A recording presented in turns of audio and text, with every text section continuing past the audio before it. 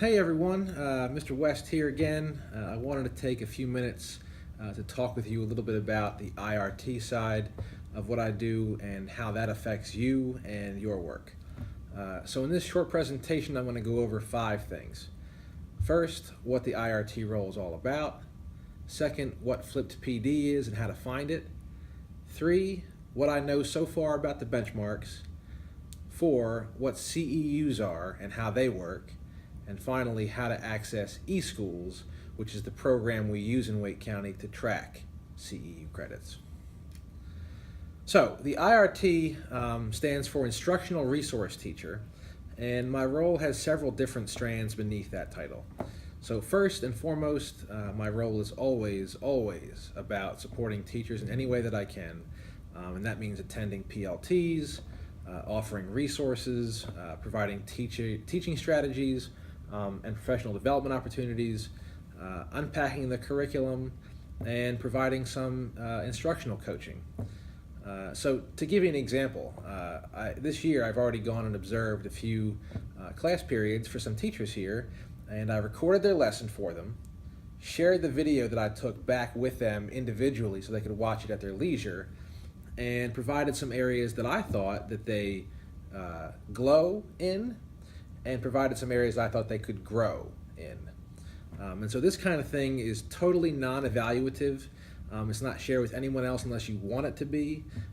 It's entirely about your professional growth as an educator. So if you're interested in doing something like that with me, please let me know, and I'd love to work with you.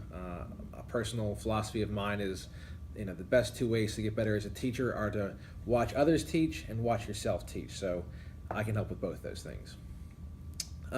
Co-teaching is one of my favorite things to do with folks as well, working on collaborative lessons, Paideia seminars, team teaching, that kind of thing.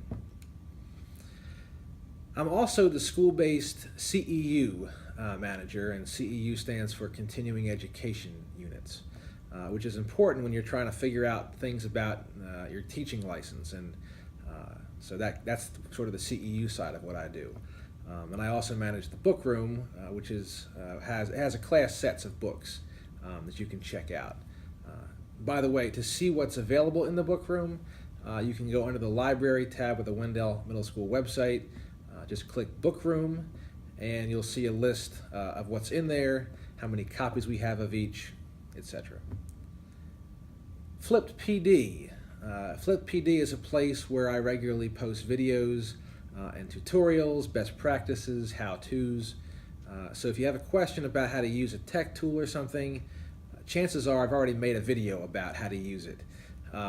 So to get there, again, under the Wendell Middle School website, under Library, at the bottom you'll see where it says Flipped PD. If you click that, you'll be taken to a page where all my episodes are. So one of the things that I'm sure that you're thinking about at this point in the year is benchmarks and how they're going to work this year. Now, some of this stuff is still TBD, but I did want to share with you what I know so far about how benchmarks will work at Wake County this year. So first of all, there are no Case 21 benchmarks this year as far as the county is concerned. The county has decided to not renew their contract with them, and so we're going to be making our benchmarks in-house in our PLTs. And so what's kind of nice for us is we can use GradeCam to grade our benchmarks instantly. And there's still the Case 21 question bank located inside Mastery Connect. And if you never heard of Mastery Connect, go ahead and navigate to Flip PD, and you'll be able to find some tutorials in there to help you get started. So the benchmark windows, as far as when we're going to give them, are still to be determined. So as soon as I know more about that, I will let you all know. So that's kind of what I know so far about how benchmarks will work. CEUs. Again, CEUs stand for Continuing Education Units, and there's a handy little one-page document you can view if you navigate to bit.ly/CEU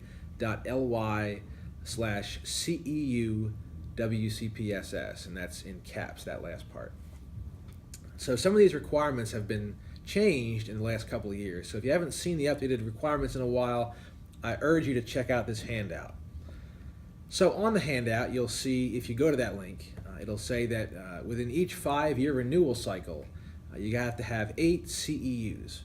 You have to have 3 in your academic subject area, which means if you teach math, you got to have 3 math credits. If you teach science, you got to have 3 science credits, etc. You also have to have 3 reading or literacy credits. And the remaining 2 you can get as just general education units, so you can get them in things like technology or classroom management or backward design. So that's kind of how we can get CEUs every 5 years. And some of the stuff that you do regularly, like the things that we attend as far as like capturing kids' hearts, I've already put those credits under general education credits, and that was worth 2.4 credits. So you're kind of good with the gen ed part if you just get your reading literacy and your academic subject area for the next cycle. So finally, eSchools is how we manage and track CEUs in Wake County, and it's also where you can sign up to see what courses are available that's offered by Wake County. So to get to eSchools, if you go to the Wendell Middle School website, scroll down to staff links, you'll see eSchools there at the bottom. If you have any questions about any of the stuff I've mentioned here, please don't hesitate to reach out. I'd be glad to go over any of this stuff with you in more detail, with you individually, with you as a department or your team. So with that, thank you so much. I appreciate you all immensely, and I hope you have a wonderful day.